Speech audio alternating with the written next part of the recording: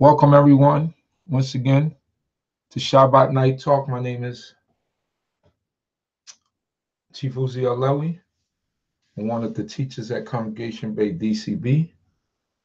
Congregation located in Brooklyn, New York, 382 Hamilton Avenue, Brooklyn, New York, where services are held every Shabbat from 11 a.m. to 2 p.m.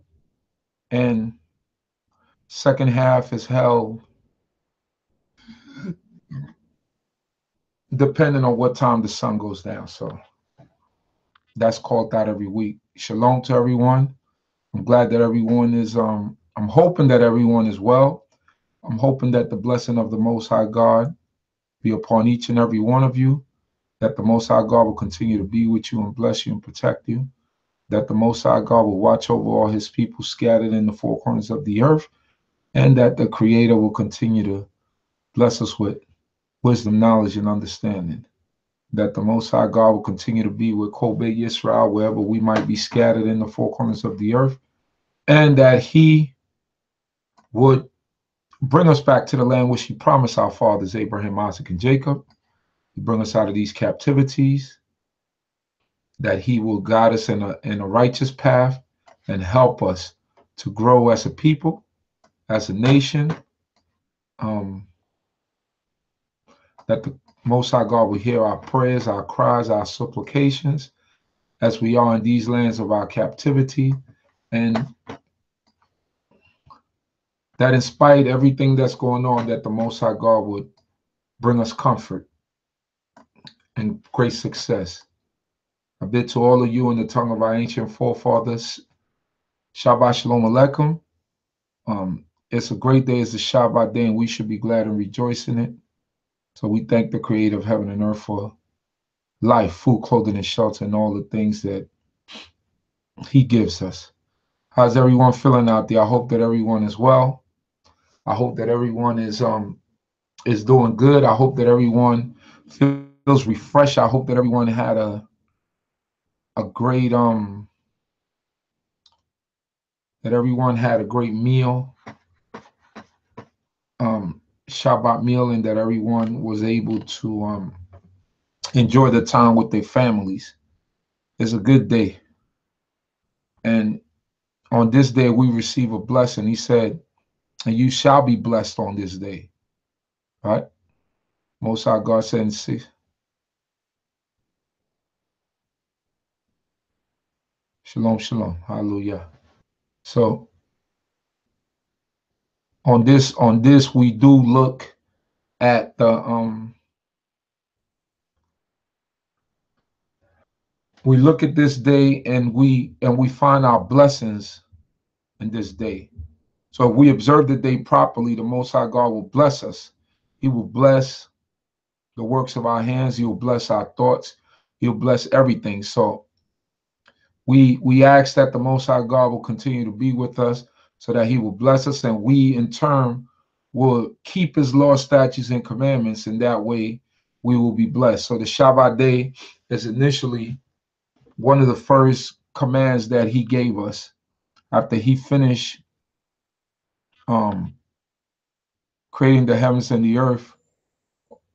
So on the seventh day he ceased, and he gave it to us to also cease from all of our works and all of our activities, from whatever work or toil we might be doing. So we observe the Shabbat day, and we are thankful that we are able to observe it, and that we're not under hard rigor, and then we are not under a bondage that's so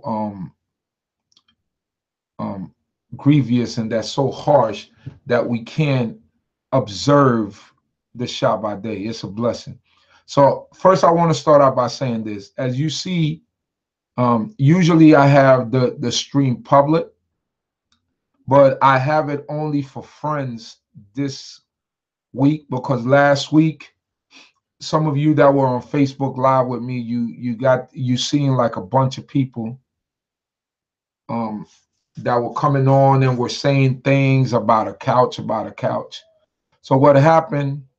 Shabbat Shalom to everyone. Ima Naomi, Sister Rhonda, Ima Uhana, Pua, Brother Yosef B. Clemens, everybody else that I miss that joined. Shabbat Shalom to you all, David Roca, and everybody that's on with me. So this is what happened last week. Because you got people that troll rooms and that do things, and everybody doesn't like what we're talking about, or some people just try to be funny. Someone took the stream and they took the cell phone number that I give out every stream for people to call in. What they did is they took it and they created a Craigslist, let me get it right, Craigslist casual encounter, that's what they call it, and a back page ad or something like that. How do I know this? Because I started getting a bunch of texts. I started getting a bunch of calls, like last Shabbat after I got off, in the night after I got off, I started getting a whole bunch of text messages of people asking all these things. So to make a long story short, somebody basically trolled me.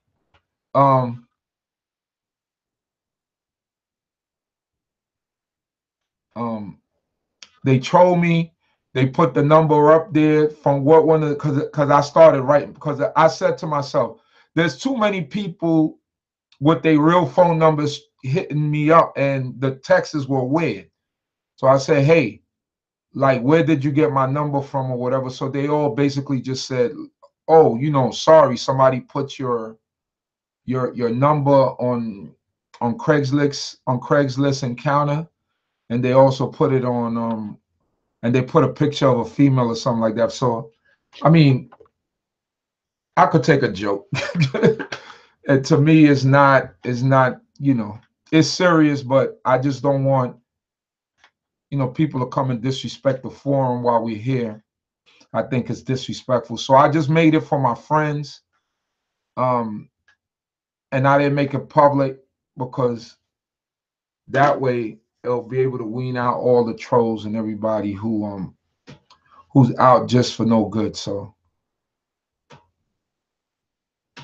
no, you could share the live feed, but the live feed is, you definitely could share the live feed. But I think what will happen is that when you share it, it would only go to people that are friends with me, because I have it as is on the live feed right now. I have it to where it's just to my friends. So what I'll do is, when I'm done with the live stream, is that I'll make it public. And once I make it public, then I guess everybody will be able to see it. But during the live stream, I don't know if some of y'all remember, I'm here for the couch. I'm here for the couch. I'm here for the couch. So what I did is I went to all those people that were here for the couch, and I went to their Facebook pages, and these were like real people. Usually when people troll you, they put up a fake Facebook page or they have a fake account, but these were like real people. So somebody was playing a joke actually with that stuff. And these people were coming on and asking about a couch being auctioned. And so there was somebody out there that just doesn't want to hear the conversations, or just trying to be funny. And this is what they did. So just for a precaution on Facebook Live, because it's a little bit less controllable, I just made the stream live to all my friends, which are a lot. I got a lot of friends on Facebook Live. And then after that, I'll take it off for just for friends, and make it public for everyone. So in the meanwhile, you can still share it to your pages. It'll still be up there, and I believe it'll be watchable after the stream is done. So Torah YAH for this day. Thank you the Most High God for all of you once again. Thank you the Most High God for my life, the life of all my loved ones, the life of all of those who are still here in the struggle, and acknowledge that there's only one God and one King, and his name is Yah. His name is Yahweh. So I thank him for everything. I thank him for all of you, and I thank him for all that he has done. Shabbat Shalom to everybody on YouTube, everybody that's on, all the usual people on YouTube. I see there's even somebody with some Asian characters up there. Well, if we're being trolled, we don't understand that language, so. But let's hope that they're saying Shabbat Shalom. So I was sitting down talking, or not talking, but thinking at first, and then I called one of my teachers. I called Nasik Zarishadai, and I asked him a few questions. So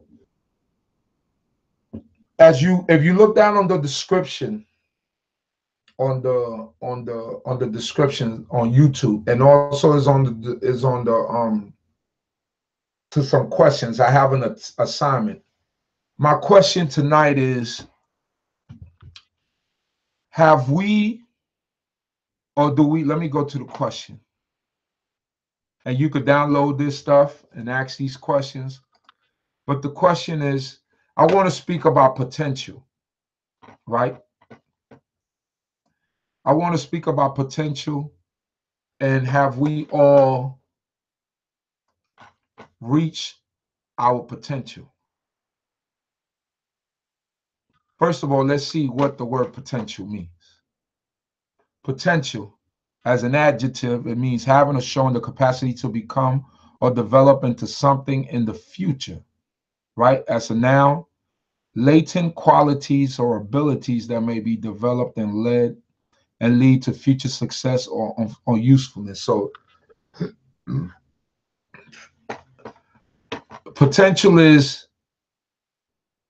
a certain level that you are showing that maybe you could reach, because of some certain things that you do now. So, for example, an athlete, a basketball player, coming out of college, #1 draft pick, he's somewhat proven, but proven in a college setting, but he has potential to be a great NBA star, right?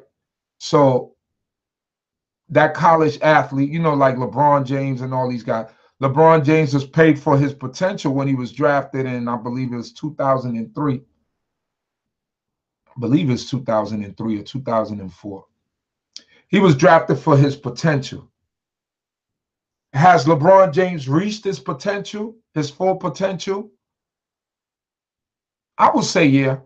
I would say he's at the peak of his potential, because he's at the peak of his athletic prowess. He's at the peak of his strength, his speed and everything. So he's right now at the peak of his athletic potential. You understand what I'm saying? So when he started out, he was being paid for what people thought that he might become. As he reached that potential, I believe so. Michael Jordan, the same thing.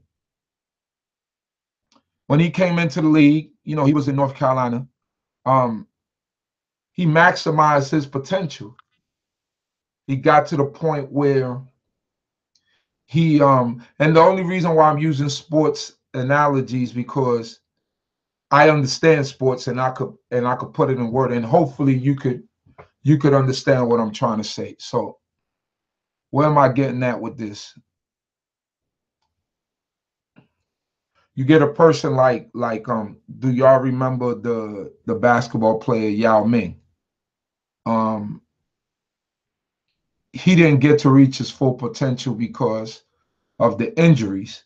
Now, that's my opinion. You might look at it a little bit different. Shaquille O'Neal, we might look at him and say he reached his full potential. He was a 5-time or 4-time NBA champion. But some people might look at it and say, yeah, but he didn't maximize his full potential because he couldn't hit free throws. You know, he never developed a jump shot. You understand what I'm saying? So individually, did he reach his full potential? Or was his full potential just what he got and what he was able to do at that point?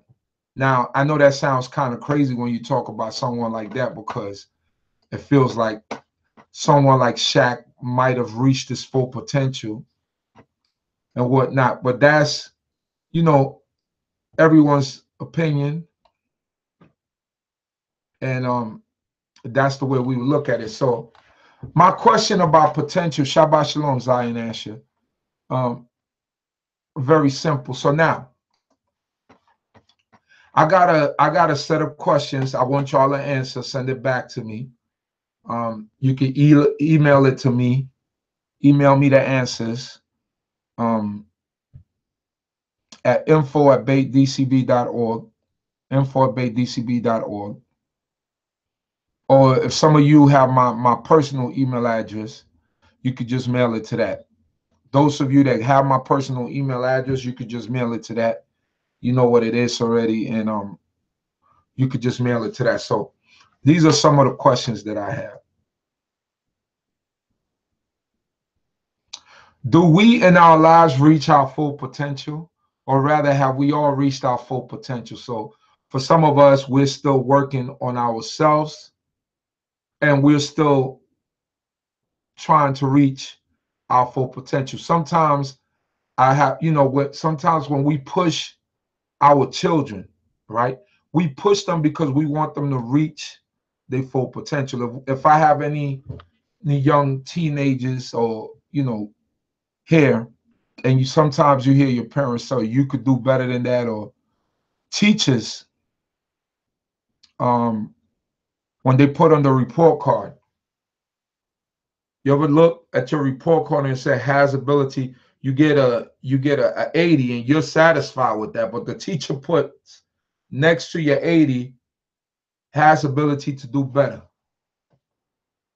It's because the teacher sees that you have the ability to do better. That means you haven't maximized your potential, or you haven't reached your full potential in that field or in that subject, would rather it be mathematics. There's certain things that the teacher sees, look, this person could become better, but they're not taking it that serious.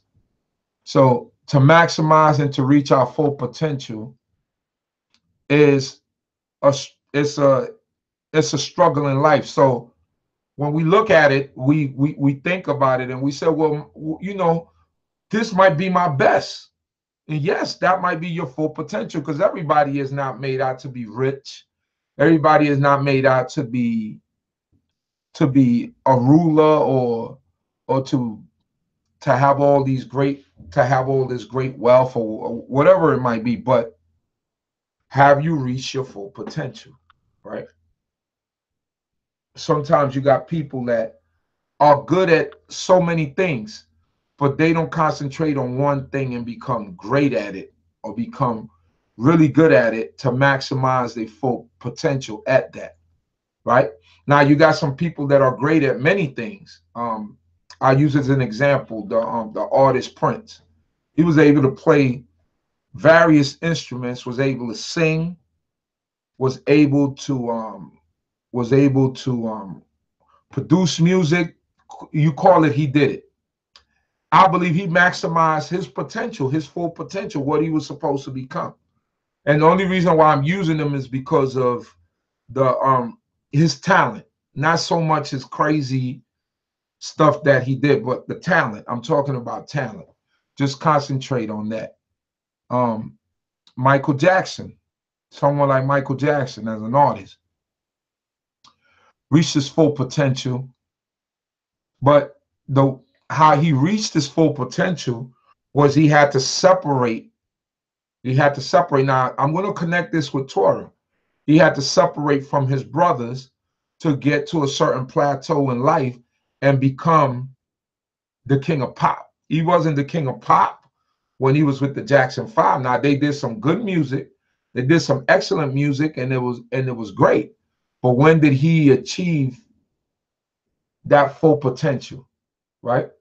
What was that? The Thriller album, that was his full potential. Now, Bad was not as good as Thriller, but Michael reached his full potential, right? As far as record sales and all those things. Maybe I don't know how much better of a singer he became or whatever, but those are peaks, you know. That's your peak. When you get to a certain part in your life, that's your peak. That's when they call them the prime years, right? Now, as young men and women, there's certain steps that you have to take to reach your full potential. Physically, mentally, whatever it might be. As a young man,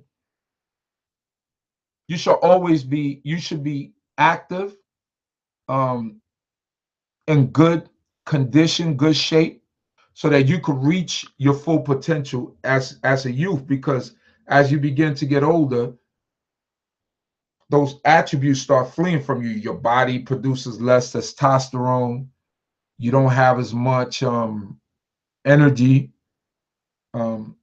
Muscle begins to turn to fat.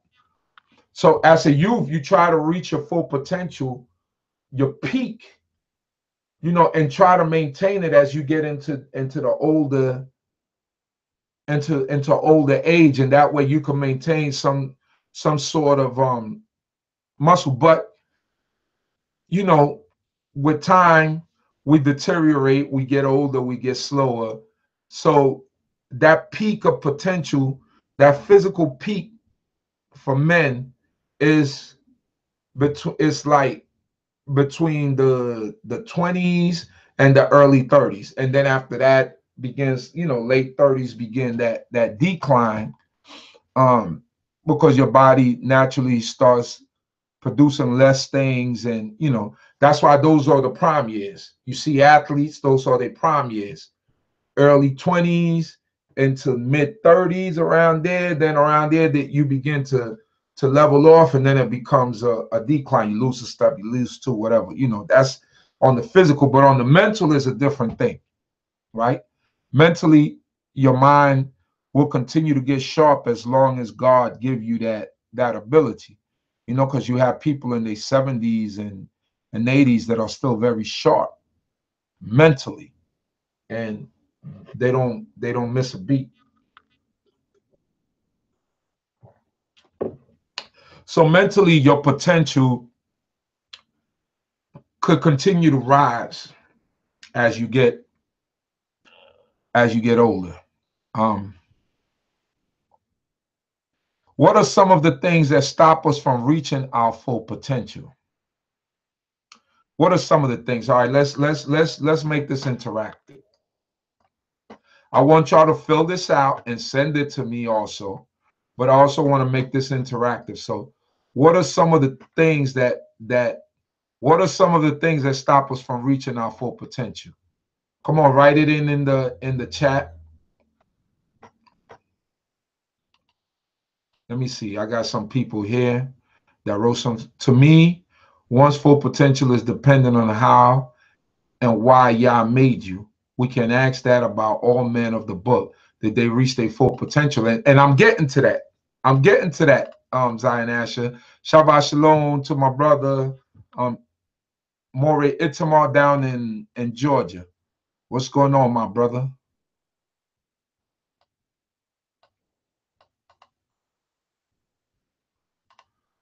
Hey, my brother Shari Alewi, what's going on, my brother?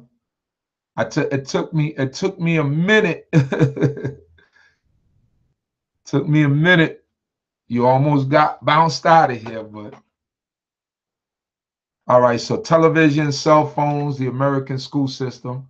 Okay, those are some television, because if we spend too much time looking at television, that means we're taken away from studies, reading books, and all those type of things that will help to develop or build or maximize our potential, right? And I'm glad that my brother Shari Alewi he's in the building. I don't know if he's still with us. He's a musician. He's a guitar player. He probably would say he hasn't maximized his potential. But it took time, dedication, and work for him to get to a certain level as a musician, right? So as a musician, when you get to a certain level, you only kind of want to play with people at that level. Or you only want to deal with music with people at that level. You don't want to deal with people that are amateurs, or especially if you're getting on a set or if you're doing certain things, right? So that's how it is with music. When you reach a certain, when you maximize your potential, or you reach your potential, now we talking a whole nother level. Like, that's in the stratosphere. They understand that language. When those musicians get on that level, they understand that language. They understand. It don't take too much for them to do certain things. They could adjust on the fly. That's how music works. Television, cell phones. I think cell phones, and there have been studies done that show that cell phones are addictive. Cell phones and computer, and that they're taken away from the concentration of people. I'm not going to just say children, but people in general. You notice that when you wake up now, first thing you do is check your cell phone. Some of you, not everybody. I can't say that for everybody, but the wavelengths of the cell phone don't allow you to sleep through the night, because we don't shut it off. We leave it on, so the vibrations and all those things wake us up, and then we constantly checking the cell phone. So it's taken away from reaching also our full potential. The American school system, absolutely, because we don't get taught what we're supposed to get taught, and we don't get the fullness of what we're supposed to get. The school system is shattered. The school system is not set up for us to succeed as a people, as a group of people. I hope that y'all know that. This is not crazy talk, racist talk, but it's not set up. Your oppressor is not going to set up a system for you to become greater than him. That's just logic. He's not going to set up a system for you to succeed. You got to grab that yourself. And that's also part of reaching your full potential. Not so much the American dream, because the American dream was not set for us, but is the dream, or the desire to see yourself do better, and to move ahead, and to build up your people, because we have to build each other up, and then we begin to reach our full potential. So I hope y'all still with me. And my brother Zion Asher wrote, and drugs, absolutely. Drugs will stop you from reaching your full potential. And that's definite. But there's some artists out there that will say that drugs help them to make some of their best music. So that's debatable for those people. I would say that drug will stop you from from reaching your full potential. Women, in some instances, yes, women will stop you from reaching your full potential, but in some instances, a good woman will help you to get to your full potential if you got a good woman on your side. So that could work both ways. Low self-esteem, definitely. If you don't have any self-confidence, you definitely won't reach your full potential. And that's important, especially for the Yeladim, for the children. is you have to encourage them, because sometimes you could see it in them, they're not sure about themselves. And then sometimes with the Yeladim, you have to point them in the right way. Be like, look, you're not going to be an NBA star. That's not your calling. Steer this way. You know what I'm saying? Sometimes you have to be brutally honest in order to get them to see a little bit clearer. You know, Zion Asher, woman was King Solomon's downfall. Enoch reached his full potential. Okay, that was the only one. I play everything, Allah. Still working on it. Practice makes perfect. Hallelujah. So there you go. David Roca. The system with their MK mind control machine with their which craft spells and keeping our people distracted as they work their evil deeds, and the food they put chemicals in them that cause the disturbing dysfunction or minds and healthy and abilities as well. Okay. We got to be confident but humble. All good advice, but reaching our full potential, how do we do that? How do we develop the mindset to reach our full potential?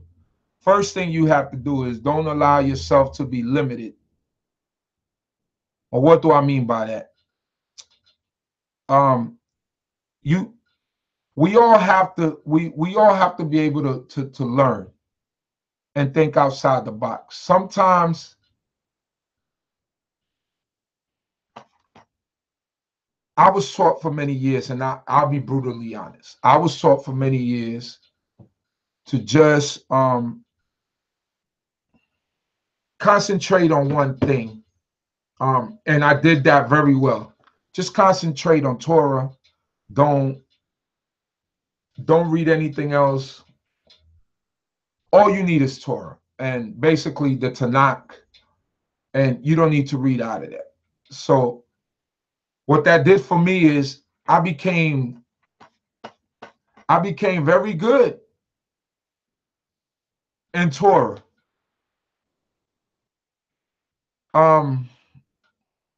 I became very good. But then after a while, you know, when you like history, when you like certain things, because your mind was only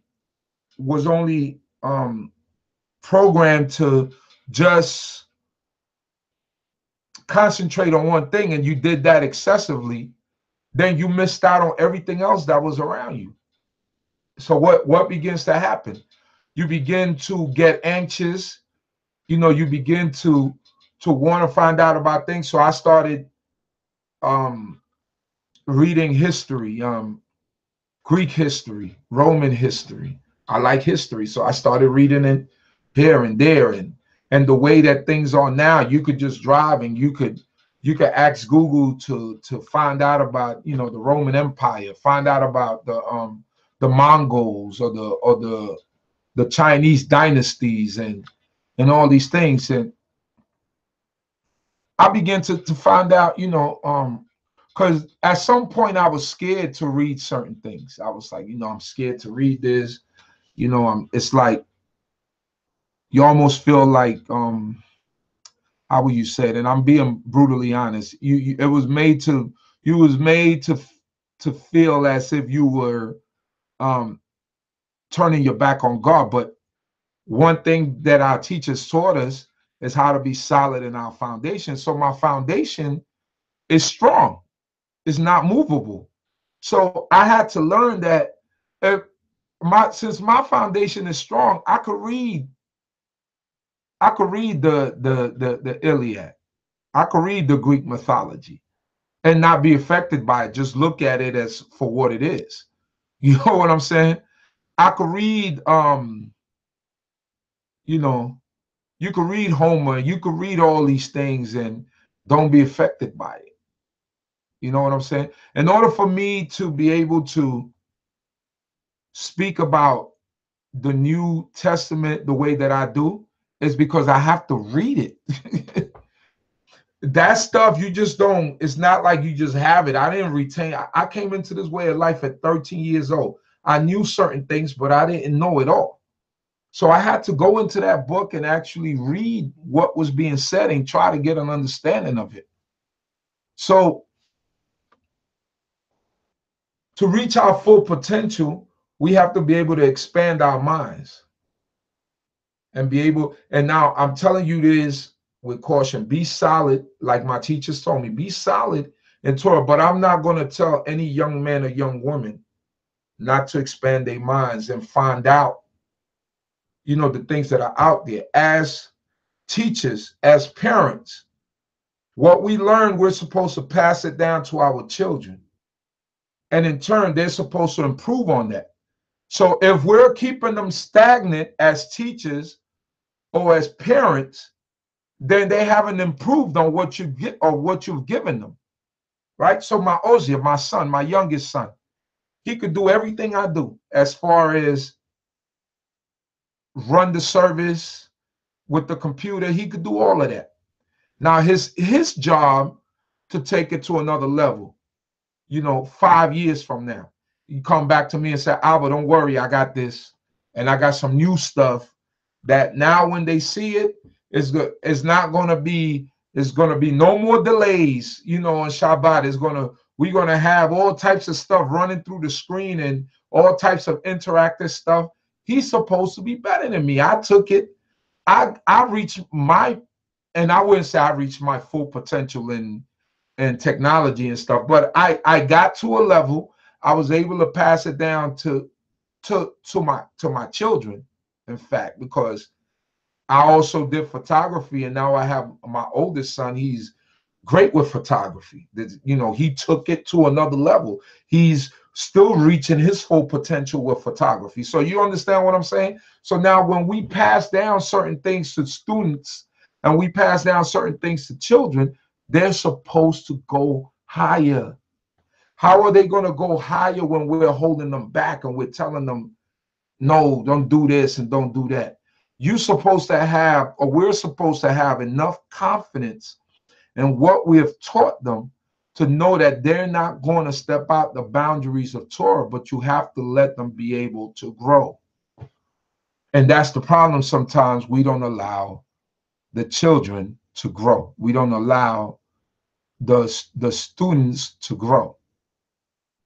Now, some of it is, and I'll be brutally honest, and I'm not saying all teachers, but some of it is some teachers don't want the students to become, to get to a higher level than them.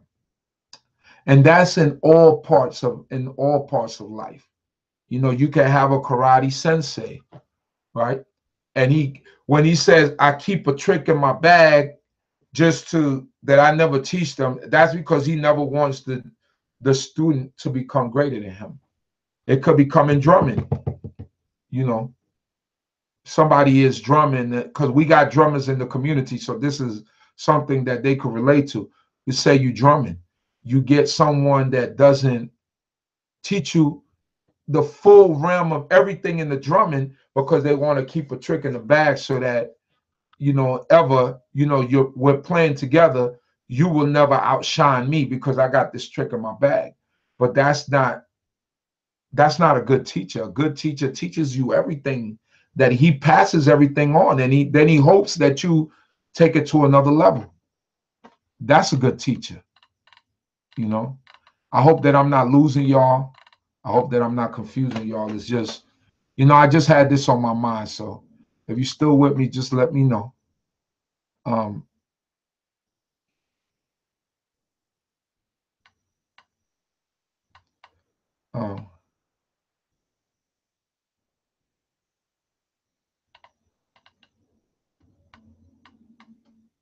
Sometimes we scared we get in our own way,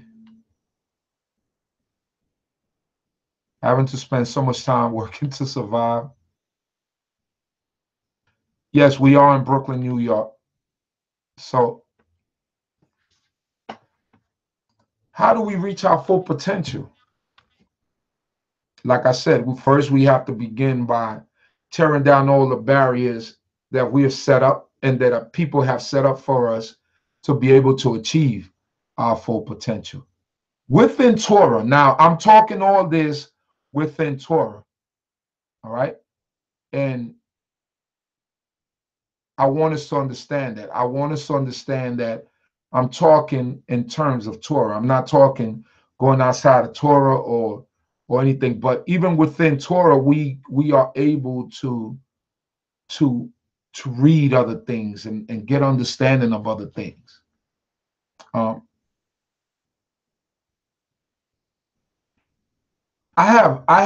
have different books. I have,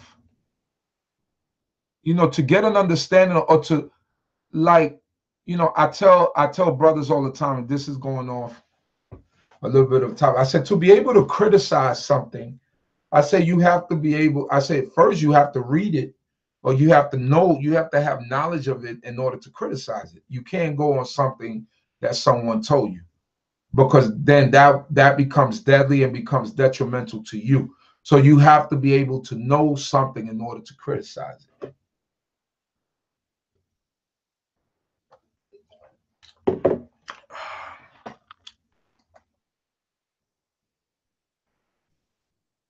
What are my views on Chief Keef? I know he's a rapper, but I don't really know much about it. Chief Keef. I know he's a Chicago-based rapper, but I don't really listen to hip hop, today's hip hop, so I wouldn't be able to tell you much about him. So, all right. Let me see here. So, full potential. Let's see here. So people say some of the things that stop us from reaching our full potential: drugs, women, in some instances, television, cell phones, distraction. These are all distractions, and they will stop us from reaching our full potential. So now,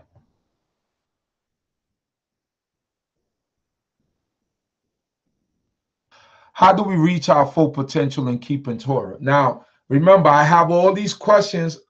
I have a link under the description. I want everyone to download that link and answer these questions, where you could really think. This is an assignment. I don't give out assignments, but I want to see what you think.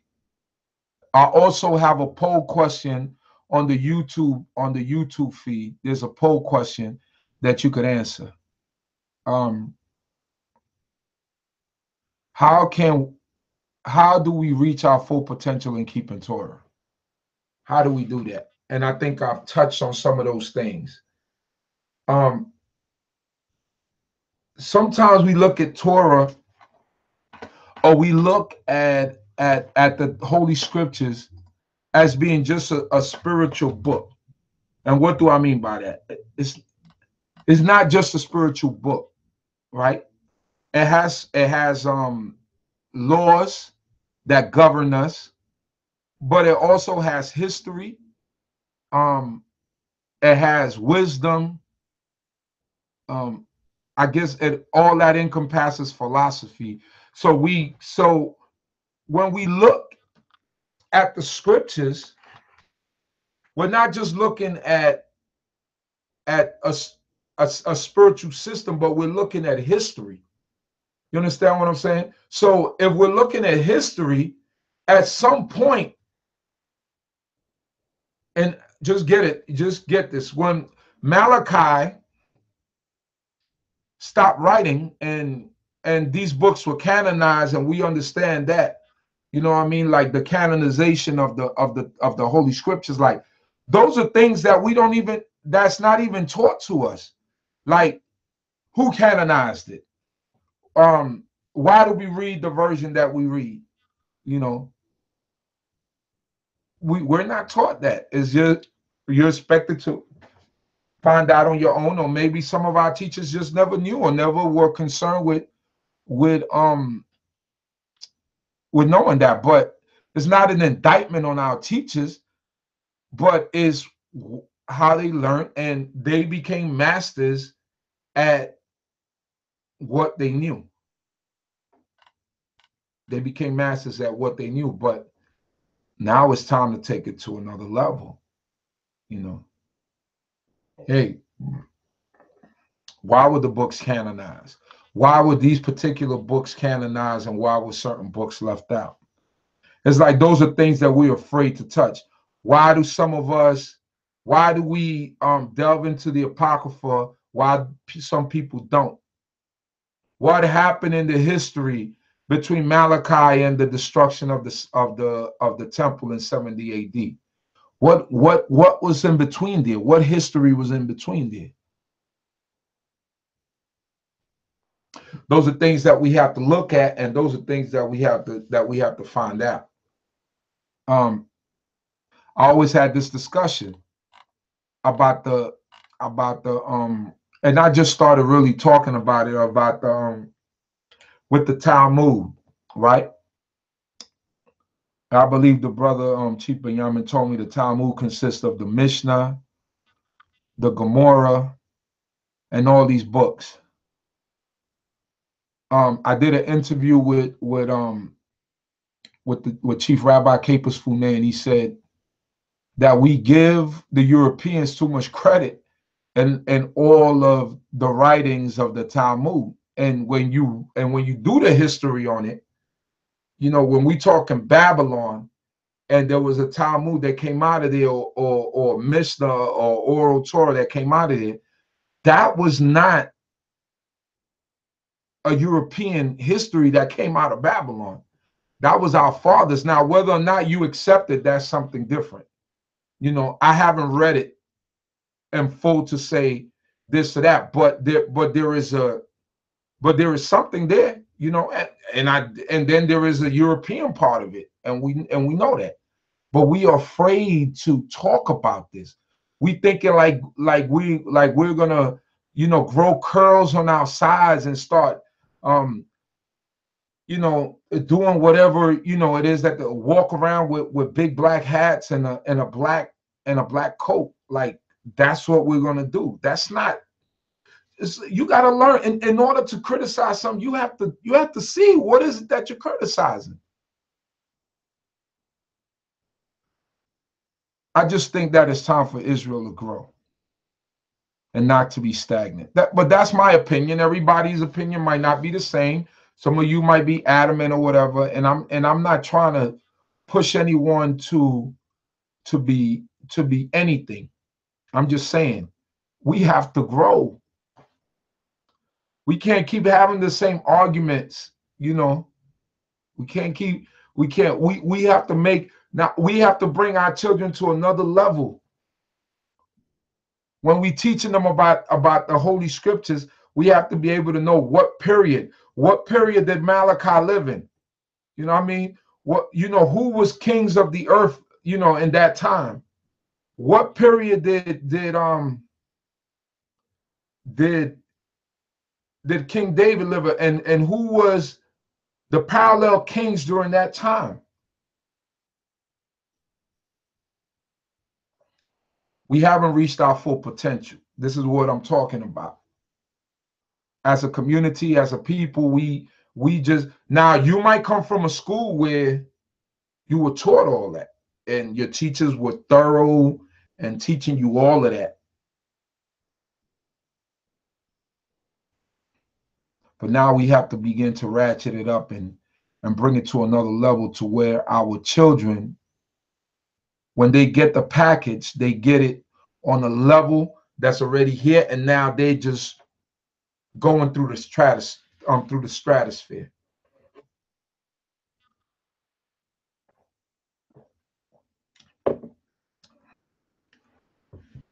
Our children know the lessons. We go through the Torah every year. They hear it every year. And it's good because it's a reminder. So we do it every year because it's a reminder. I'm not arguing with that.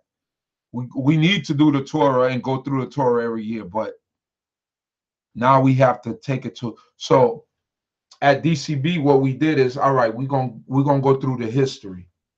Now we're gonna expand it a little bit more because we don't touch these books. So we finished the book of Judges, 1 Samuel, 2 Samuel, and the people love it. Why? Because now we're starting to expand it. We're starting to go beyond just what is the norm, which is the going of the Torah and going over the Torah. Now we're starting to expand it. Now we're going to go through history. right? Now you have to explain periods of time and what was happening at this time and what was happening at that time. Great. Even the teachers are beginning to be challenged a little bit more and bringing it forth to the people, to where the people are getting more to think about. They see more about our history, right? So after we finish with history, then what we're going to do? Prophecy, you know, prophecy. And some of the prophecy, when you get down to Daniel and when you get down to Jeremiah and you get down to Isaiah, now you're going to begin to see more history, potential, reaching our potential, reaching our full potential. So now as a congregation, if we go through all the books of the Holy Scriptures, now we've done something that we've never done before. Now we're bringing it to a higher level. We're reaching our potential. We're doing the things that we're supposed to do in order to leave the students and the people that are under our jurisdiction. We're leaving them in a better position because we put them in a better place. I hope I'm making sense to y'all, because I think I feel like I'm rambling, but it's in my heart. This is what I felt like talking about today. It says here,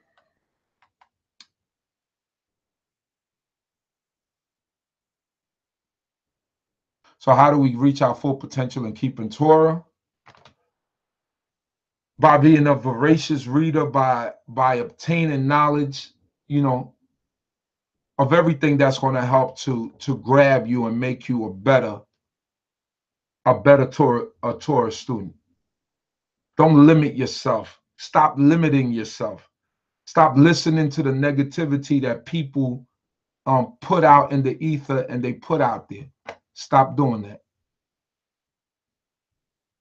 because that holds you back. So remember, you could download the link. It's right underneath the description for these questions. And I want y'all to answer these questions and email it back to info@DCB.org. Or if some of you have my personal email, write down your answers and mail it back to me, please, because I want to see your answers.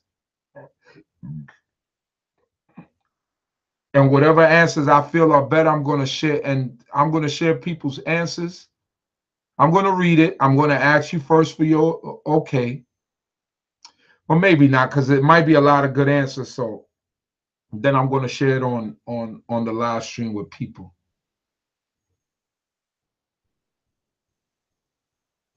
So can a brother and or sister stop us from reaching our full potential?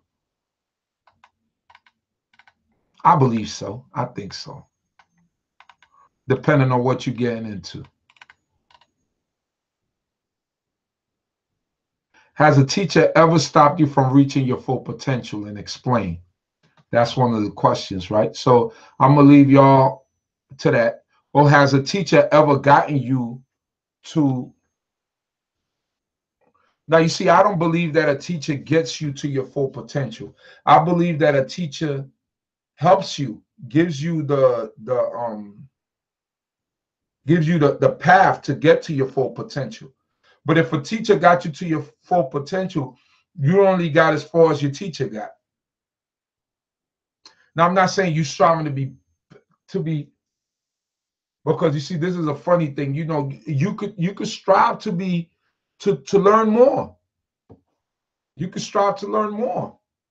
And every good teacher wants that, wants their students to surpass them. Any good teacher wants that. Any good parent wants their children to surpass them.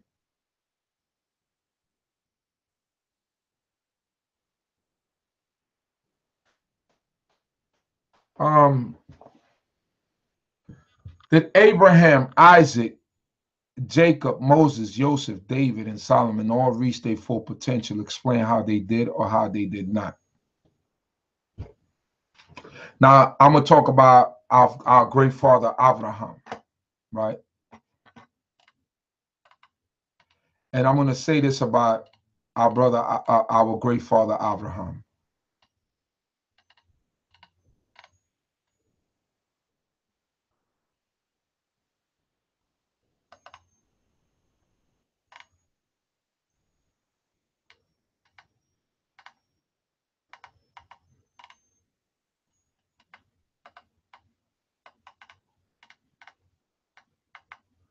I'm going to say this.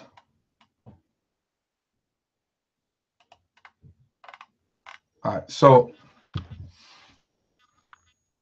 our great father Abraham, when we look at, may the Most High God bless his memory.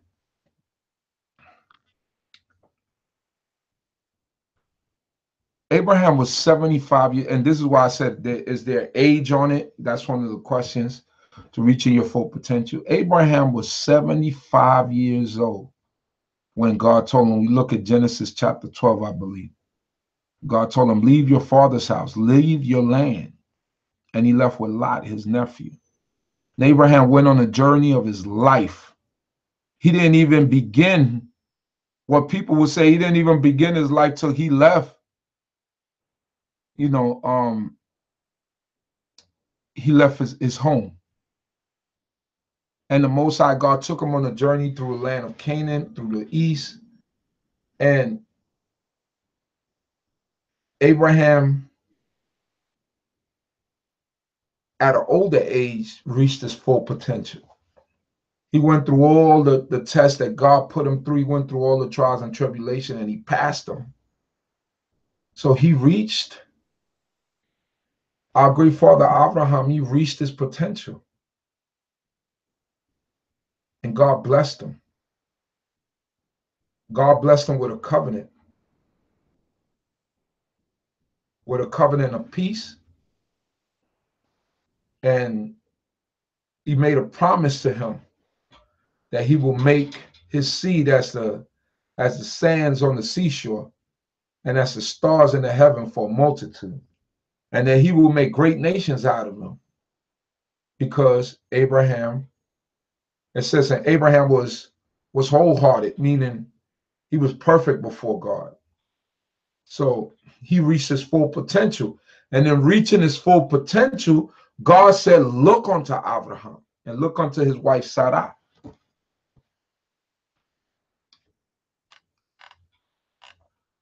Reaching your full potential is great. It's a good thing. Are we reaching our full potentials? Are we getting to the levels that we're supposed to get to? Are we acknowledging that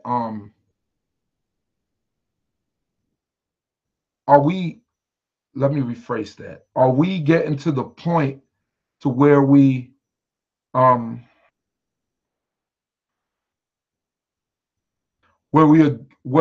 getting all the knowledge that we're supposed to be getting? Right? You at your job, you are let's say you're a carpenter, right? And when you start out as a carpenter, you make mistakes, you got somebody over you, and then what takes you from a journeyman to, I don't know if there's a such thing as a master carpenter. I guess they must be. What takes you, what makes you that? Your quality of work, how good you do it, how efficient, how quick you could do it and do it in a good manner. If you're a painter, how good do you do your work and how fast and how much time does it take you, your dedication. All of these are things that help you to reach your potential. How dedicated you are to something and how much time you put in and how you could perfect it.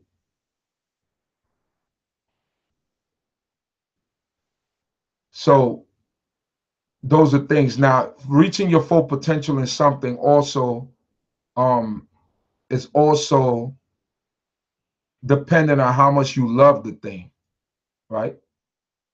How much you love something. So if you look at we might have some people from the Caribbean or from overseas or whatever. You look at a sport like soccer that to us, we can't understand how they could control the ball with their feet. But there's a level of dedication that you have to have in order to be able to control that ball with your feet and be able to go full speed. So you get I'm gonna throw out some soccer stars. You all might not know them. Somebody like a Lionel Messi. I think everybody know Cristiano Ronaldo, Pogba, and all these Raheem Yosef. There's a lot of great soccer players out there. These guys, just like any other kid or kid from the United States, they put in the time and the effort. It's a love and a passion that you got to have for it. So first you have to develop the love and the passion for something in order to reach the full potential of it, right? So if you want to reach your full potential in Torah and reading Torah and to have an understanding of Torah and to have an understanding of the history of the Torah and everything and all the different um, facets and all the different compartments, then you have to look for it. There's so many things. I mean, research is so easy now. When I was younger, and I know it sounds like a cliche, but this shows me that I'm getting old. But when I was younger, before Google and all of that, now I would say for half of my, maybe a little bit less than half of my life, I've had Google and computers and stuff. No, I would say for half of my life, because my first computer, I got it in 19, when did we get our first computer? 98. I'm 42 now, so almost for half of my life, I've had computer, Google, I've been able to research, and it made it much easier. But before that, you know what I used to do? And this is something for the Yellow Dean for high school. And I know y'all won't even think about this, but technology is to you, it's available to you. If I had the technology you had, um, it will, I probably wouldn't be in the library, but I'll be researching and printing. Um, at high school, when I was at high school, I used to stay. I never used to go to lunch. You know what I did? I used to go into the library, my school library. I used to do my homework. I took my opportunity to. I never used to like doing homework at home, so I did my homework before I came home. And then what I would do is I would start researching books about slavery, about because I had an interest in that, you know. I had an interest in all those things. So those are the things I started researching because I had a passion for it. Um, when my teacher, when Chief Elazar would speak about the dietary law and the ingredients and reading ingredients, right? You can't just eat anything. You have to read ingredients. That was one of his lines, and I live by that. You know, you just can't eat anything. You got to read ingredients. You know what I did? I will research. If I bought something, I will research every ingredient. Go to the library, look it up, see if there was an animal base and if there was a vegetable base, and then determine whether or not what you were eating was animal based or vegetable based. You know, write letters to companies. I did that. I did that as a young man. Wrote letters to companies and put stamps on the letter and sent it off because this meant that much to me. And what was given to me by my teachers, I had to go and pursue it. You know, so what's going to bring you to, and I don't feel like I've reached my full potential. I still got more things to learn. There's still more things out there that I have to see and that I have to be able to understand. So what's your full potential? And what do you do to reach your full potential? That's the question you got to ask yourself. Do you want to reach your full potential in this Torah? You know?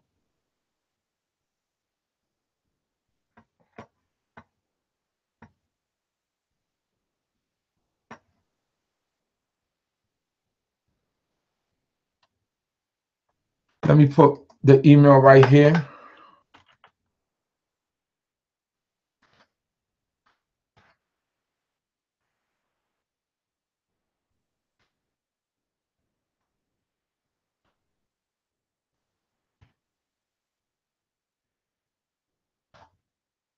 info@DCB.org.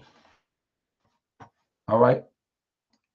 I want to see your answers, and also if you got my personal email. I just don't want to put it up here because after last week's episode, I don't want to get trolled again. And now on my personal email. But if you got that, or if you got the number, the 347 number, if you remember it, and you could somehow send me your you could send me your answers on a text, or you could send me the document on that number, then I'll take it that way. Send it as a screenshot or something, like as a picture or as a PDF or something like that. I think I could receive. Then I'll take it at that number. All right. If you remember the 347 number. So, brothers and sisters, just a little food for thought tonight. I don't know if some of you want to call in. I'll take calls to 8 o'clock. Y'all know the number. I'm afraid to give it out because of what happened last week. All right. Numbers. All right. I'm going to give, maybe y'all got the number, but I don't know if I should give it out. I'm scared. But, okay. Y'all know the number. Just call it. Y'all should have it locked in your phones. Give me a call. I want to hear your opinions tonight. I've been rambling on for over an hour. I had this, for some reason, I had this on my mind. And I felt like I needed to get this off.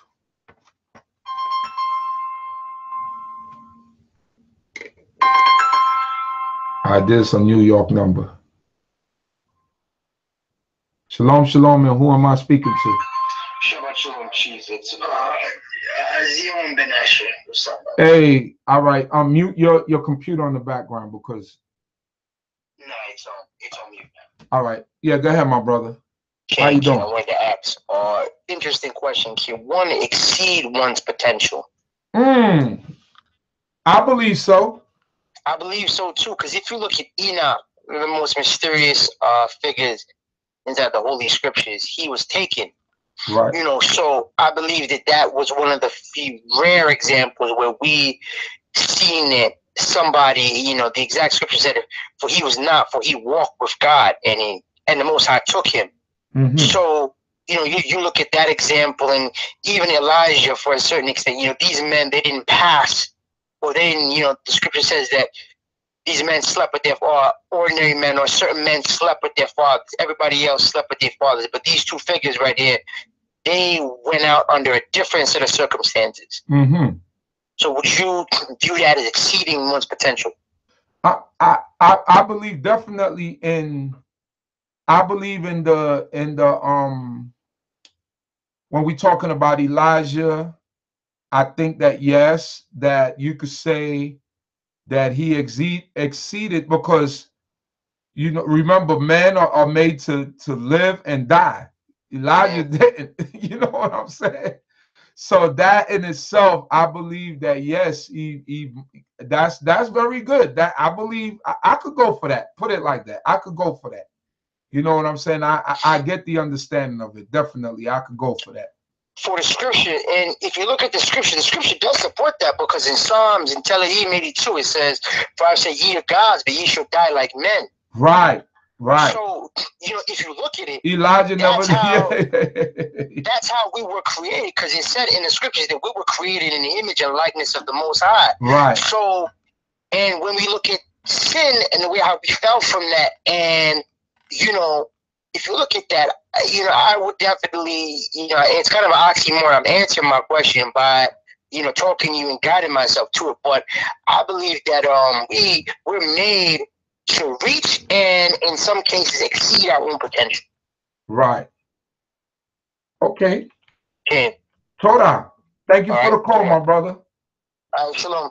Hallelujah. So there you go, my brother Zion Asher. Very good point. Can we exceed our potential? Now he brought something else to the table. I might need to add that to the list. Can we exceed our potential? I'm gonna add that to the list. For the list, I'm adding one more thing to the list. So when you download it, Moradina. Okay, now the veterans are calling in now. Shalom, Moradina. Okay, shalom, my shalom, Khan. Anito. Well, you was so as you said, you thought you was rambling, but you wasn't. Oh, But okay. there's so much in my mind because I can say that leaders can stifle people. Right. However, my father said, we're playing church. He said, don't take anyone's word, go and search out yourself. Right. Now, you talked about the Apocrypha. Right. Okay, then you talked about canonizing. Right. And then the version of the Bible that we use. Right. They canonized because they said that the stuff was so unexplainable that the people would not believe it. Right. During the times of the Romans. Right. During the time of the Romans, they were saying like we have holy days, they have holidays. Right. Okay, so now there's certain books that you'll read the Apocrypha, but no one will read Sefer HaYashar, the book of the righteous. Right. Okay, now I do. Have you ever heard of the first and second book of Adam and Eve? I heard of it, but I never got my hand on any of it. Right. Well, you can get it online on YouTube. Okay. Okay, that's number one. But right. So now we know how in the 5 books there were things, spaces that are left out. There's years left out. Right. But no one says, well, you can't listen to the book of Yashar. Don't use the book of Yashar. Right. Okay, that's number one. Right. But now you believe Bill with the donkey and how the donkey talks, correct? Right. You believe how when Yahshua held up his hands and the sun stopped. You believe that, right? Right. Now, would you believe that as they was taking Joseph down to Egypt and he passed his mother's grave and he hugged it and she spoke to him and told him how great he was going to be? Would you believe that? Well, that's a different question there, because I didn't I never read that before, so that would be my contention. But what you trying to get to, Mora? What I'm trying to get to is we don't look to our full potential because we're scared to grow. Right. Okay, so if you're not willing to grow and search out yourself, right. then that's it. Then you stop growing. So if you stop growing, there's nothing else that you can do. Right. We talked about how now the same thing with Raquel, and she stole her father's gods. Right. Okay. Now let me tell you, in the Sefer HaYashar, they had several gods. The same thing like with Abraham and his father with his gods. Right. And the God that she took, she took it because she believed she wasn't wholehearted with the Most High that her father could trace where they were. Right. And in the Sefer HaYashar, they give the first line of the incantation. Right. Now check that out. That's deep, right? Right. Okay. Now the same time when Esau was coming after Jacob, Jehovah sent angels as he was sending in those droves of animals. Right. And he had 400 people. He had dreams of things, like, oh, these people are coming after me. And it was just angels. Right. And so we limit ourselves when we say, oh, no, we can read the Apocrypha, but not the Sefer HaYashar. Right. Oh, when Dinah got raped. She wasn't out there by herself. Right. Kamor took her, and I mean, if you read the Sefer HaYashar, and I can just about give you the chapter. Right. Because I listened to it so much, it's in between 30 and 35. Okay. How he raped her in the whole bit, and how the brothers got into that big war with those 5 kings. Right. See, so the thing is, you limit yourself when you stop learning. Right. Dinah wound up marrying her brother, I believe it was Shimon, and had 5 sons that they named. Right. Okay, but people want to listen to, what was the name of this movie? The Red Tent. Right. Where she stayed with these people. No, she did not. Right. And so if you don't expand your knowledge, you understand, so for discussion. Right. For discussion, it's nothing else. Right. Where they talk about, we have holy days, they have holidays. Right. But if they listen to their God, JC, he said, I didn't come to change the law, but to uphold it. Right. The 12 disciples are supposed to be the 12 heads of Israel. Right. This all started because they were selling outside the temple during the Shabbat day. Right. That was during the time of Nehemiah. You had to put them out. Right. So when we're talking about going to prophets, that's good also. Right. But these missing places, these missing things. You understand? Okay. These missing things. Or this one here. Did you know that Esau killed what was the stupid king? The one oh gosh, the one that did the Tower of Babel. Are you talking about Nimrod? Nimrod. He killed him at the age of 15. That's the same day he sold his birthright. Right. And that was prophesied too. That when Abraham was born, they said that they were still closer to the Most High. Right. The wiser we get, supposedly, the further we get from the Most High. Right. And his little soothsayer, so to speak, said, "Listen, this Abraham had a son. Terah had a son that was born. Right. He's going to take over your kingdom." And he tried to have Abraham killed. Right. Right. Okay. Now check this out. Esau killed Abraham. Esau killed Nimrod at the age of 15. And that's why he was so tired and went back and sold his birthright, which was all in the hands of the Most High. So like you said, you never read the CHOKMAH YAH. Right. Oh, did you read the book of Enoch? No, I never, like I said, is a lot of this stuff is, remember, I come from the same schools almost that you come from. Not exactly directly, but we were told a lot of those things too. And like I said, a lot of those books, if I get my hands on them, I'll read them just to hear what they said. Now, I wouldn't necessarily feel like I'll believe everything in them. You know what I'm saying? But what I'm saying is I will read it just for reference and say, okay, I read it. I see what it says. Now it's whether I want to accept it or not, but at least I have the knowledge to say, well, I've read it, and I could say, well, that I don't think that it went that way. Or well, I'm going to save you the trouble of reading it.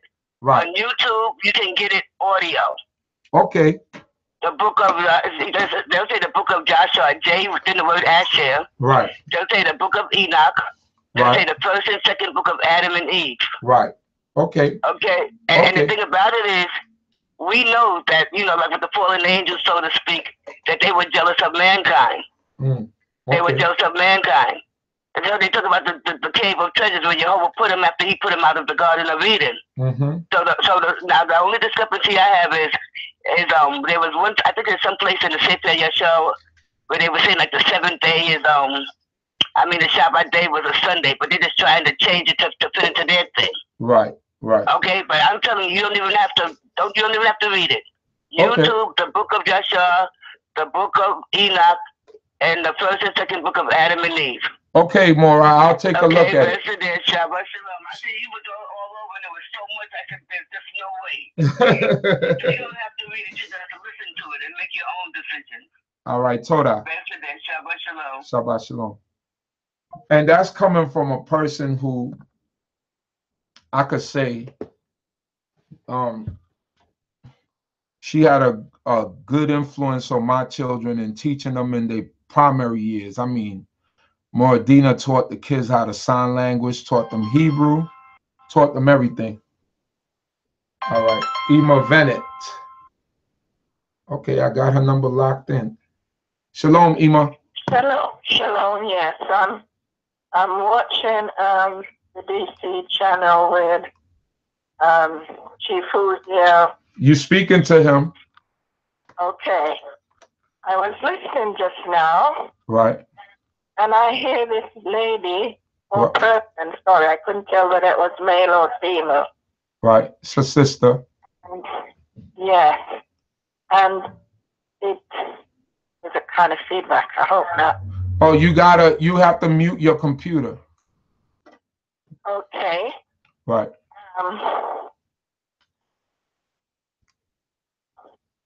Okay, I've done that. Okay. Now, I believe my potential will be totally fulfilled if on the day of my death, I am at peace with Yah and man. Hallelujah. That is my potential. Until that day, I find that Torah, along with the prophets and the writing, daily things are opened up that I did not know yesterday. Mm-hmm. So why would I, and also the fact that knowledge comes from the keeping of the commandments, the precepts, the testimonies, the orders. Why would I need to go search for something else when I have all wisdom and knowledge right here already at my hands? Right. So then, the question that I would have for you, Ima,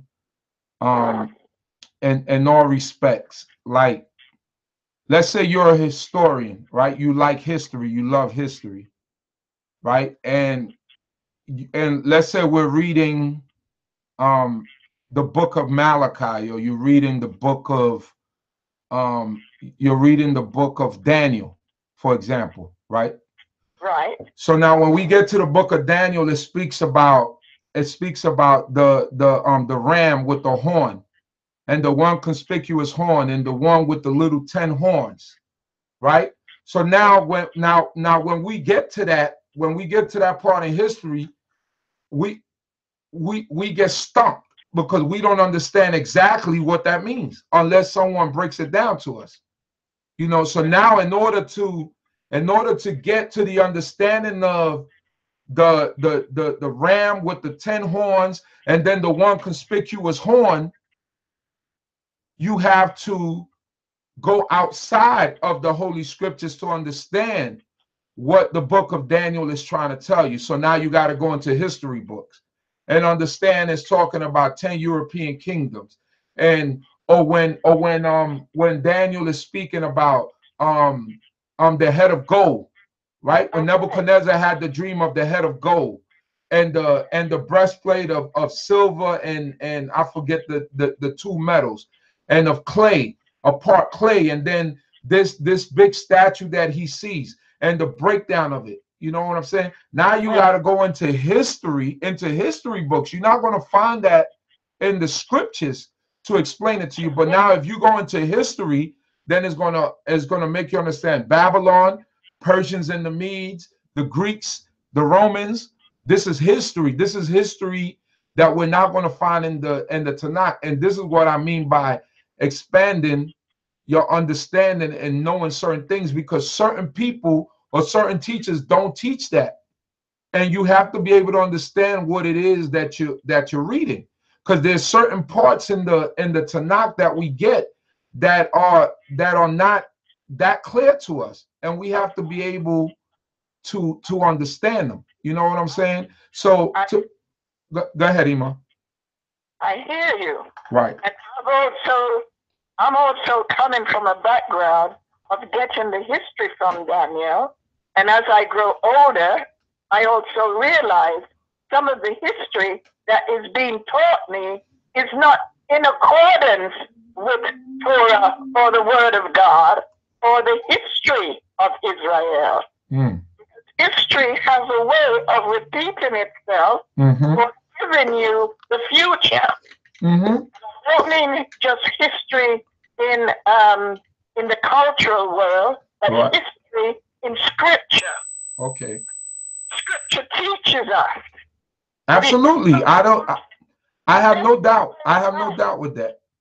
Right. It doesn't come overnight. It doesn't come overnight. Right. Sometimes it comes in fasting and prayer. Right. Because we need to get it right this time. Right. I don't need to hear about the European countries and all of that, because, you know, it is so. I'm not saying it's not so, but I want to know that I have the correct understanding of the scriptures. Right. Most of those who wrote the history were not commandment keepers. They were not seeking the one true God. Therefore, I cannot totally rely on my understanding on their understanding. And you know, I find that Yah's arm is not short. And he teaches us even in the middle of the night when we're asleep. We get teaching. Right. That we can wake up in the morning or whenever and go open the scriptures and let the scriptures open themselves to us. Because it's all there. Mm-hmm. It is there. Where did the historians get their answers that they're giving to us? Mm-hmm. Where did they get it from? Well, through history and what was. And most of these historians are the very one who enslaved us, who put us onto a deity that is no God. And we're now relying on their historical works, their museum that they've left us out of, and their works. I personally cannot rely on that. Well, when you, I expect you to bring me higher than that. Well, Emo, well, I got to ask you a question. Well, how would I put this? You do understand that when the scriptures was canonized, right? Yeah. That there's a history behind that. Yes. All right. There's a history behind, for example, the books that are accepted as books that were put in the Holy Scriptures. Do you understand that? Do you understand that it ain't have chapters? That it ain't have chapters and verses before? You understand that?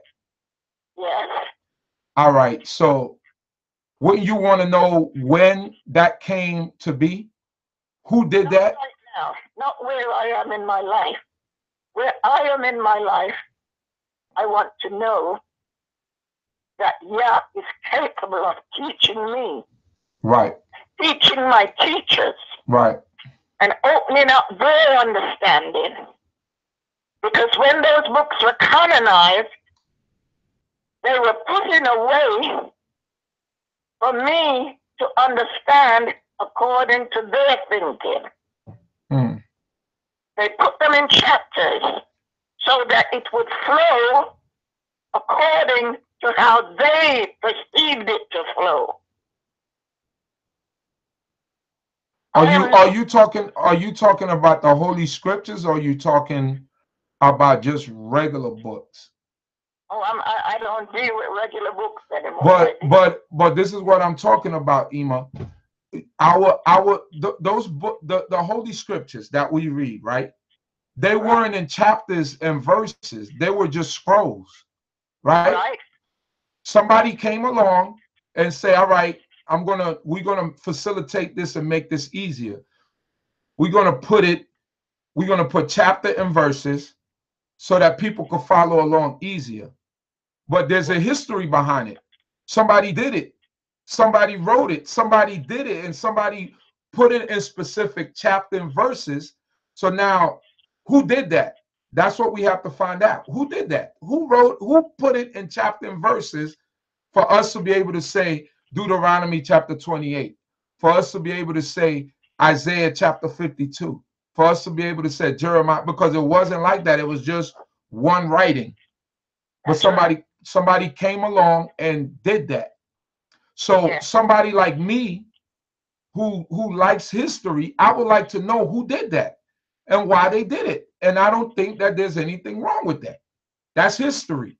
And that's simply what I'm saying. Some people might want to delve into other things, but I preface my speech and what I said about potential with your solid foundation, which is Torah. I don't know if you heard me from the beginning of the stream, but first you start with Torah.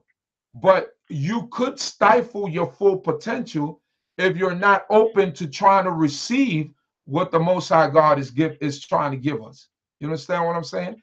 Everybody has to be. Moses, when he was in Egypt, right? The Most High put Moses in a certain situation. Moses was in Pharaoh's court. Moses had to learn the ways of the Egyptians. He learned about all of their deities. He learned about all of that. That's why he was able to call curses on Egypt by conjuring up their deities, right? And that was through the power of the Most High. And Moses got through his full potential when he got to the wilderness. Some people will say maybe Moses didn't get to his full potential because he didn't get to go over to the land.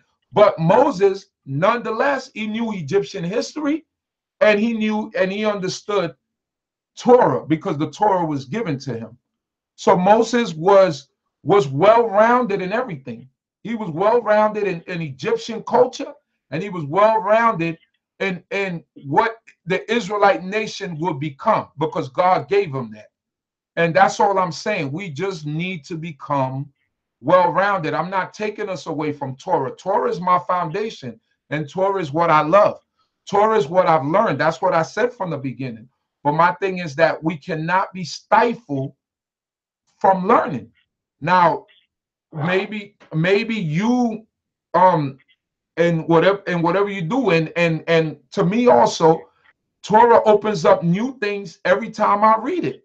But I also like reading history. I also like reading things outside of Torah, and that's all I'm saying. We can't allow ourselves to be stifled. That's all I'm saying, Ima. But I agree with you 100%.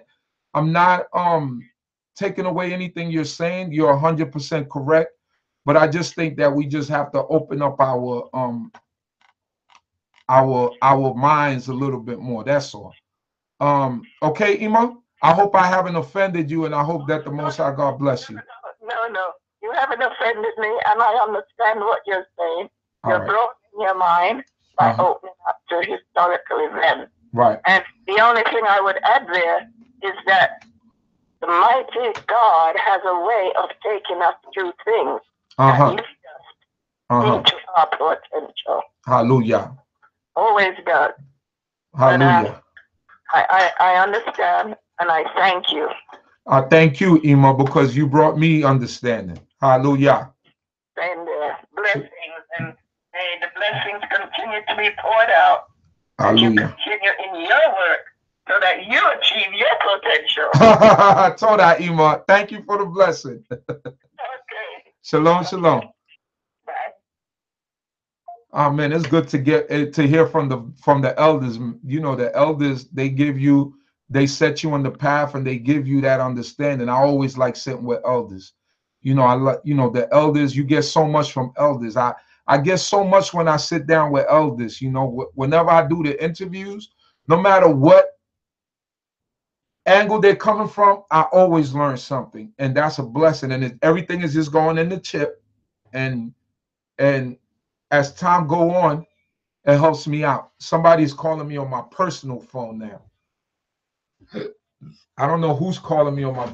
That's somebody that just wants to. Ima Havaret. What's up, Ima? Shabbat Shalom. Shabbat Shalom. Oh, praise the Most High, Elohim, Yahweh, who gives us life. I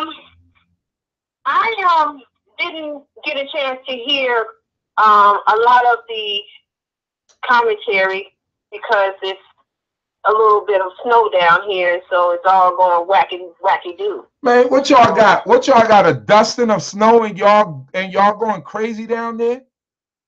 Y'all got probably a little dusting of snow down there. Y'all going crazy, Ima. Look. Cool your jets, brother.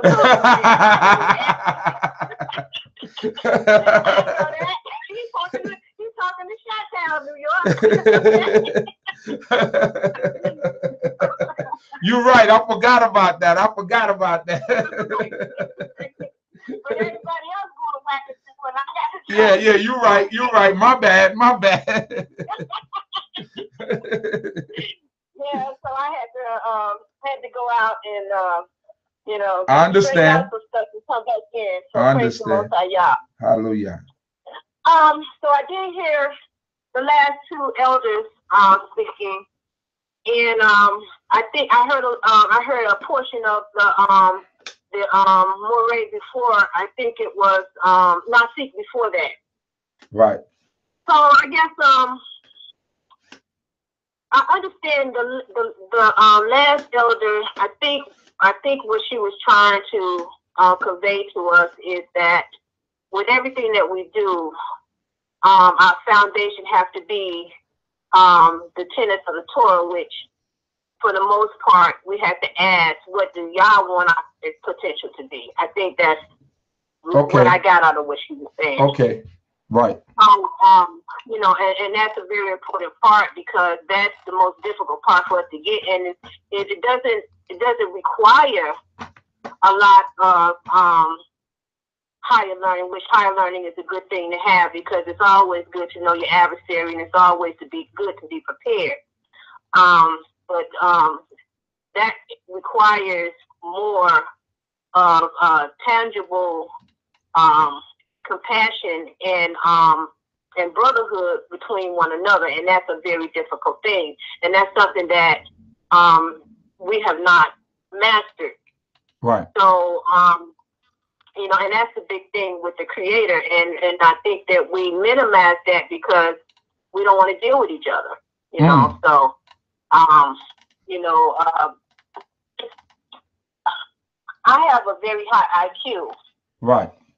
Even though I have not, I mean, I did go to college, you know, but I never try to boast about it, because, you know, I use that as a tool. It's a tool for me. Right. Right. You know, a way for me to achieve some of the things that I need to achieve. To reach your full potential. Well, my full potential would be for me to be able to live better with my brothers and sisters. Okay. That's my full potential. Okay. To be able to walk with a peaceful heart. Mm-hmm. Walk with a humble heart, you know, in this day and age. And you know, show myself as a better person, according to the tenets of what the Most High has asked us to do. So, I mean, to me, that's how I see us as Israelites. I don't see us, you know, with a lot of the struggles that we have. I think we can get past those things. I think it's something that we have to work on. But of course, I mean, with all the knowledge, I mean, and I have a wealth of knowledge, but with all the knowledge that I have, it still does not make me any more secure. The thing that makes me secure is knowing that the Father is there. Hallelujah. The thing that makes me more secure, praise the Most High YAH. The thing that makes me more secure is knowing that I do have a people, even though I may be fractured from them, I do have a people that's seeking to learn how to return to our culture. Okay. Because once we learn how to do that, and people have a lot of ideas about, oh, I don't want to be a farmer and all that kind of stuff, but everybody want to eat. Right. So, that's right. You know, that's right. So, you know, yeah, we're going to take a lot of the things that we've learned in this captivity with us, and we're going to shirk off a lot of stuff, because some of the stuff is just poison. Right. So in the end, our full potential is mastering the tenets of the covenant first, and then everything else, of course, for me is a part of that, like my Hebrew letters and understanding the deeper Hebrew meanings and things like that. All of that is good, because it's a way for us to communicate. It's a way for us to get a deeper understanding of who we really are. And I believe in manifestation, because manifestation is in the Torah in quite a few places. Moses manifested into something else when he came before Yah. He was an Egyptian who had the knowledge of who he was, but when he came before Yah, Yah transformed him. And he reached his full potential, right. Right, and then he reached that potential once he you know, gave himself over to the Creator. Right. And the same thing with Aharon, you know, and you know, we have prophets in the midst of us. The Father had prophesied and told us that we would all be prophets and different things, but we don't believe in prophets. But somebody come and tell you something, the first thing you want to do is challenge it. So, you know, we all have you know, things that we have to do to reach our full potential. Ima, let me ask you a question real quick.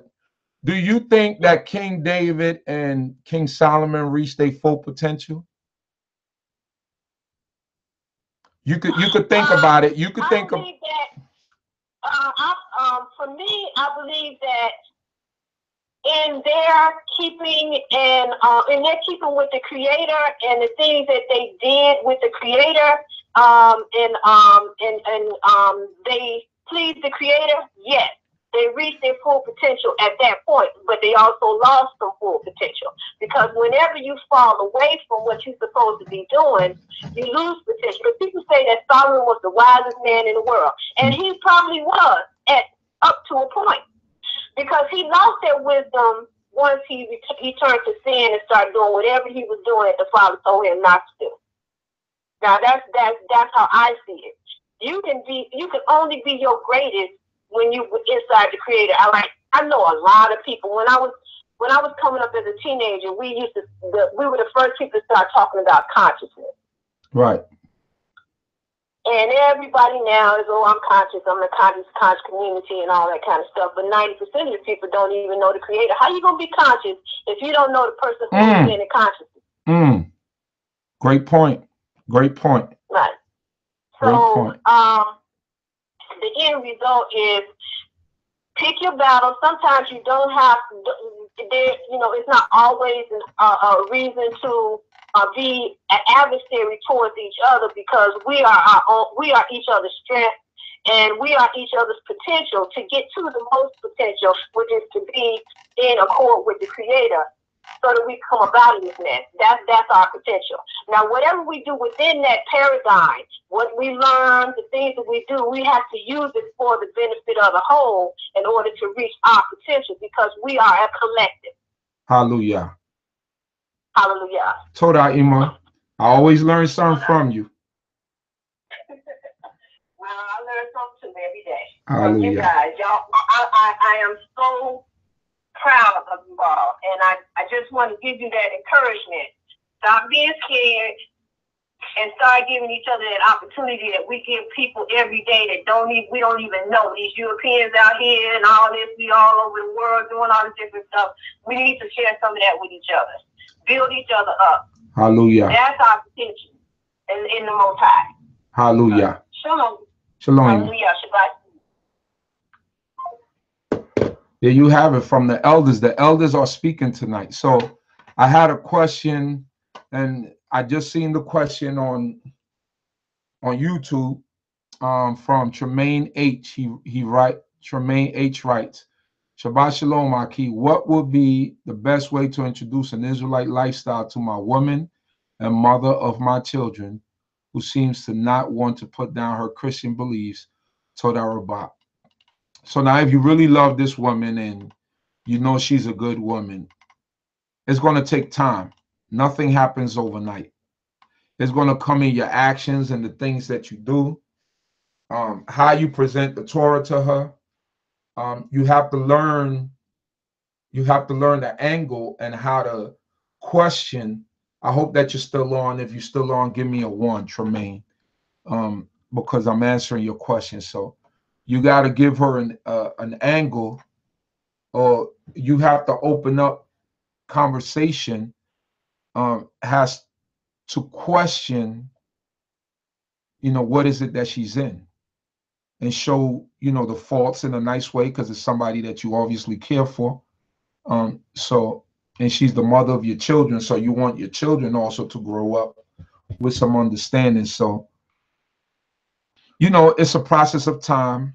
You go, you show certain things. Obviously, you're able to speak to her. You point certain things out, and it takes time. It's not going to be overnight. So, and little by little, if she cares for you and she loves you, then it's going to be reciprocal. She's going to want to give you an ear to hear what you have to say. So that's how you do. You learn you learn those contradictions to show that the word of God is only spoken in the Old Testament. Word of God is not spoken in that other book. You know what I'm saying? So, and those are the things that we have to think of. The idol,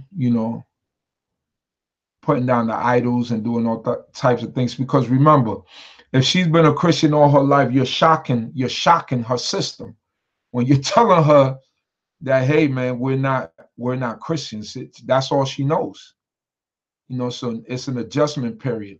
First is a period of bucking, rebelling, especially during this season. You know, they used to doing Christmas, they're used to doing certain type of things and holidays, and now you're telling them, hey man, we can't do any more of this. So it takes time. It takes step by step, little by little, but you have to take this seriously, and you have to walk the walk. You know what I mean? You have to be the message that you bring and the song that you sing.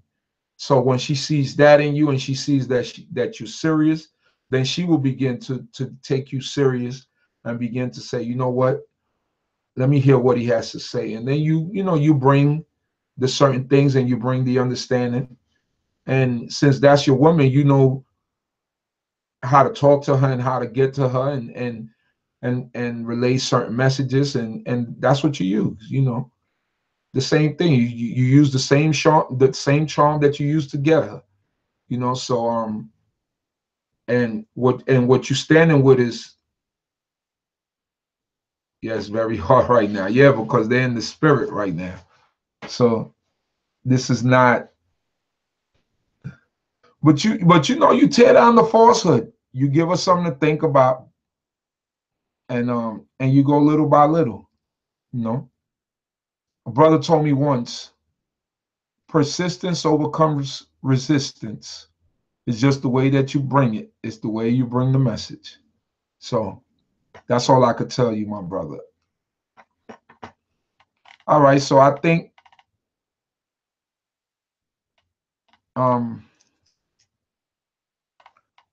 Shabbat Shalom to everyone. Oh, there you go, my brother Yael Ezra Lewy writes, first filter her belief through the Torah and see what mess is left behind. It is like juicing. The pure juice is true and the trash is left behind. So he's filtering everything through Torah, meaning the falsehoods and everything, bringing through Torah. Question the Exodus 20 about molten gods and molten images. The book of Isaiah, all in Isaiah from the 40s, you read that, where it speaks about God saying that he is God and God alone, you know, and besides him there is no other. You know, how could he be 3 in 1 if Yah, you know? And also you have to make her understand that in the original language, when it says Lord, because the thing is, in Christianity, they make you believe that Lord is you talking about Jesus, right? But when we read in the Holy Scriptures in the Old Testament, everywhere you see Lord in the capital bold letters, it's speaking about the true and living God. And the name was changed from Yehovah to Lord, so that they didn't have Yehovah all over the English translation. But when you look at it in the Hebrew, it'll be the tetragrammaton, the Yod Hey Wav Hey, you know, which is the name of the Most High. Some people say Yehovah, some people say Yahweh. So those are the first things that you bring, and that's part of the history that I was talking about, and making understand that, you know, the history behind the interpretation, you know, and filtering everything through the laws of God. And once you filter everything through laws of God, then, you know, she probably come back with something that her pastor told her, like we live through grace and the spirit, like how I spoke about last week. And then you show how God didn't tell us that we live through grace and the spirit, that we live through his Torah, and that we have to keep it. So little by little, you keep listening to us.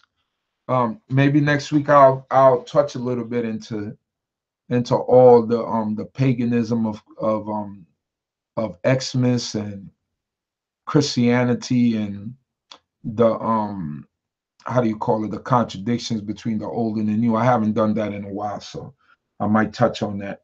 Every now and then I like doing that so that people could be refreshed as to what we're doing. So, but on foremost, and as my sister said, most importantly, be the example, live Torah. That's the most That's the best thing you could do. Be a living example. So, Torah YAH, once again, I've been on for almost 2 hours. I know some of you are just coming on, and you're saying, you're coming off already, but I've been on since 6:30. So, I've been on for almost 2 hours. Very interesting conversation today. And just in closing, I just want to say below in the descriptions, please download the document and answer the questions about the potential. I want to see everybody be involved in this. This is like the first assignment that I think I've ever given. So answer the questions, shoot it back to me, info@DCB.org, or if you got my personal email, then write it back to me, and I want to read some of those answers live. So thank you, everyone, once again for coming on. Don't forget, in order to reach your full potential, you have to expand your mind. Your foundation has to be Torah, like the elder said, but you also have to be willing to expand your mind to be able to grow. So I thank the creator of heaven and earth for nourishment, for wisdom, knowledge, and understanding, and for all of the things that he continues to give us in our everyday life. May the Most High God bless each and every one of you. May he set you all in a righteous path, and may he continue to bless each and every one of you. Shalom, shalom, everyone, and have a great night. Sleep tomorrow. Our brothers and sisters from BINAH will be joining us. We will be on at 11 a.m. Eastern time. So come out and join us. Have a good time. Like I said, I'm going to make this stream public when I get off the live feed, and you can share it to all your pages. I think it was a really, I think tonight was a real progressive talk. And I know everybody doesn't agree with everything, but hey, man, we're put on this earth. We're not going to agree with everything that we all say, but the important thing is that we could grow from whatever it is that's right in front of us. All right. So I'm on a different path in my life, and I'm trying to get to a certain point, and you might be in a different path in your life trying to get to a certain point. But it doesn't mean that we can't be brothers and sisters, because I might think a little bit different than you. And that's some of the mistakes that we've made. Now, we believe that there's one God. We believe that the Shabbat day is the day that the Most High God gave us and he set aside. That's our foundation, along with Torah. Along the way, we're going to disagree with everything, with certain things. We're not going to agree with everything, but that's life. And I had a disagreement with my son today, and at the end of it, I had to pull father rank, and, he, like an honorable son, came and spoke to me and apologized to me and explained himself to me, and I hugged him and I told him I was sorry for getting upset, and we grow. That's my son. I love him. You know what I'm saying? So that's life, and that's just how it goes. So we have to live life and understand that those are the paths that we're going to take. I'm never going to stifle anyone that's under me learning. I'm going to always tell them, go reach out and reach your full potential. So I thank the Most High God for each and every one of you. May the Most High God bless each and every one of you. Shalom, shalom, and see you tomorrow morning. Hallelujah.